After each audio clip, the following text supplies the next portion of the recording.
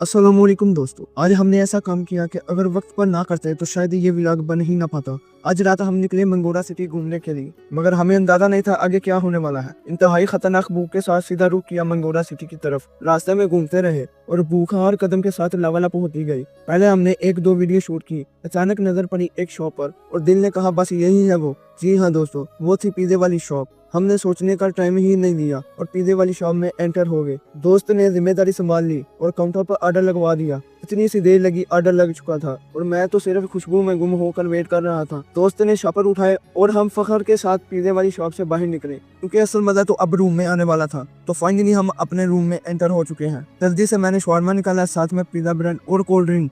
लो भाई, ये है हमारा शवारमा, पिज़्ज़ा और कोल्ड ड्रिंक। बस एक नजर डाली और हर किस्म की भूख खत्म, ना इंतजार ना सीन। जल्दी से हमने हमला कर दिया खाने पर। तो दोस्तों सच बोली तो पिज़्ज़ा बहुत मजेदार था और जरा दोस्त को चेक करे, ऐसे खा रहा था जैसे सदियों से भूखा हो। सच बोलूं तो ये शवारमा इतना मजे का था कि व्लॉग से पहले प्लेट खाली हो। अगर वीडियो पसंद आई हो तो लाइक करें और चैनल को सब्सक्राइब लाजमी करें। अल्लाह हाफिज।